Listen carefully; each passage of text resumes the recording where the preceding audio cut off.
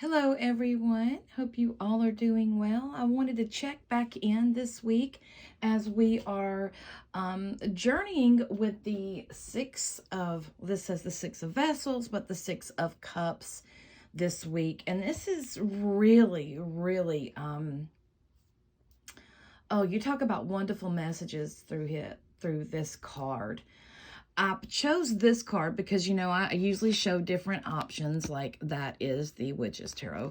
But I touched on this card because there was a message here that I feel that we all should hear. And I'm really feeling it strong, and it's really playing out within the astrology as well. Now, what that is simply is that when we talked about the Six of Cups before, the Six of Vessels as it is on the card here, we talked about nostalgia. We talked about remembering. It's a time of innocence, and we did speak of reflection as well, and this says reunion. So I was really looking on here, and I think I said in our last recording that those were badgers. Those are not badgers. Those are otters. I do apologize. I was just glancing at the card. But this is very important to this card, and this is why I chose this one. Well, number one, we see the water coming out of this little hill here. And to our Celtic ancient ancestors and to other indigenous peoples in our world, water was seen as very healing. And when there was many wells in England and Scotland and Ireland that were sacred, and they were sacred to certain goddesses and that sort of thing. But through this is a gift from the past to me, and I'm bringing this about because of the past of how our ancestors viewed water, as well as the reflection that we are seeing in the water. And this is coming from the ground. So you'll see the trees up there. You see how it's coming basically from the roots. So I'm really being pulled to the ancestors in this card. And I call this deck my ancestor deck because it really connects me to the ancestors and to their energy and more. The name of it is the Wildwood, let me see here, Wildwood Tarot. So it really does connect me to our ancient ancestors of the world, our peoples, our roots, from where we come from. And the water is flowing. So here, this is energy flowing from the roots into this big pool. I feel a lot of ancestral memory here, ancestral or even reincarnation memory. That's happening to a lot of people right now in our world. They're having this ancestral memory that keeps coming about. And this takes the shape of many things, and this can be done in many ways. From ancestral memory could be from the way you're taught certain things within your family traditions, things like that. But it can go deeper. It can go deeper into the wounds of our ancestors as well. And we have to look at those wounds, because those wounds and that trauma, that past trauma, can be passed down energetically. Now, we know that when trauma hits our body, it is very, very powerful. And it can, depending on how we respond to this trauma, what we do about it, it can determine the rest of our life. It can determine the path, the next path that we take. So when we're having stuff from the past that keeps seeping up into our presence, we have a bit of a problem. Because we're bringing up past circumstances that may not be relevant, and it may be relevant in this time, but most likely it is not relevant in this time. So here, we're going to take it deeper, as in reunion, not as in being with another person, because this can be a reunion with someone from your past. This will be like an emotional type reunion. But this is also a reunion of the self. And this is acknowledging the different facets of who you are and what makes you the person that you are today. All the different experiences that you've went through, all the different things that you've learned, your lessons, all of this is a part of you. Those are different facets of you, such as some of you may be a spouse, you may be a parent, but just because you're a parent and say you have a significant other, it doesn't mean that you're not a lover as well, right? So it's very much of, it's the gift of our past is knowledge. And it's knowledge of what does and what does not work. And it is also about, not repeating the same mistakes over and over. It's not doing a 360, because then you're going to be right at the same place that you started, but a 180, like changing your direction and changing your view. Now, the number 6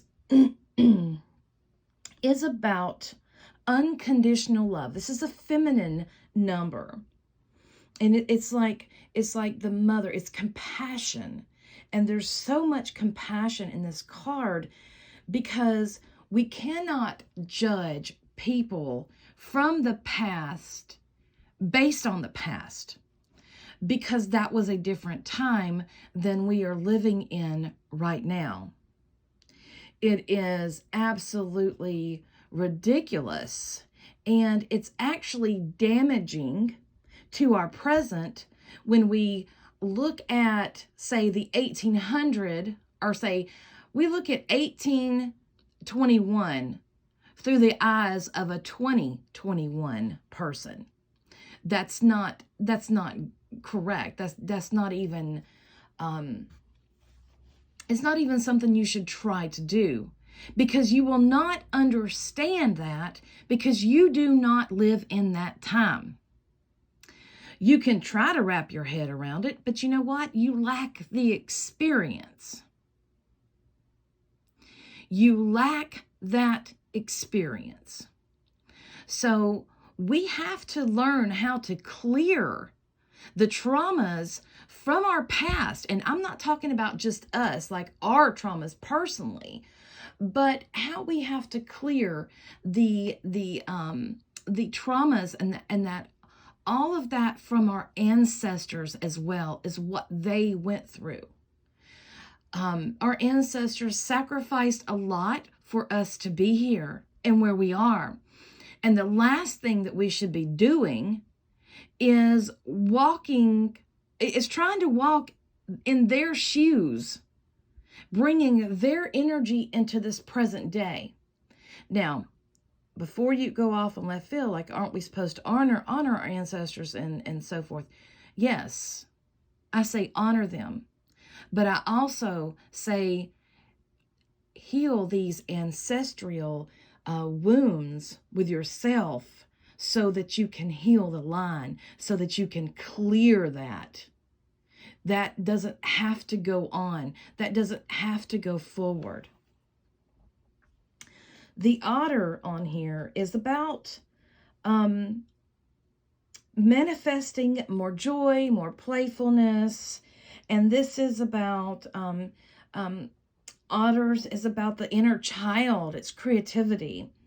So this is also about renewal of life. And this is where it is so important to clear that past so that you can step forward into the future. You cannot step forward if you're always being pulled back by this like a negative or a lower energetic vibration. You cannot step up your game if you're constantly going backwards and doing the same things that got you nowhere in the past. Now, the otter represents water and earth because they do both. They can live on the land and they live in the water. And if you've ever watched an otter play and watch how they are with each other, they're absolutely beautiful. They're beautiful animals. They're fun. They're, rolling over and over in the water and they're just having a great time and they're enjoying life. So when we have the water and earth together, this takes us to our subconscious. It takes us to our physical. So we have the subconscious, the dreamy world mixed into the physical, the material world. So here you're having creativity coming into the physical. This is also about psychic vibrations, about tapping into those. Some of us have a lot of that ancestral memory within our own selves that we are living out every day, and we don't realize this. So we need to learn to tap into that subconscious to gain a different or a deeper, I should say, understanding. This is about the feminine mysteries here. So the feminine mysteries are quite different from the masculine because feminine is receptive. And if you've ever seen the otter, they just roll over on their back and they just float. They float. They are going with the flow in order to get where they need to go, in order to feel. They're still and they flow with this because there's a message here that the subconscious is trying to give us.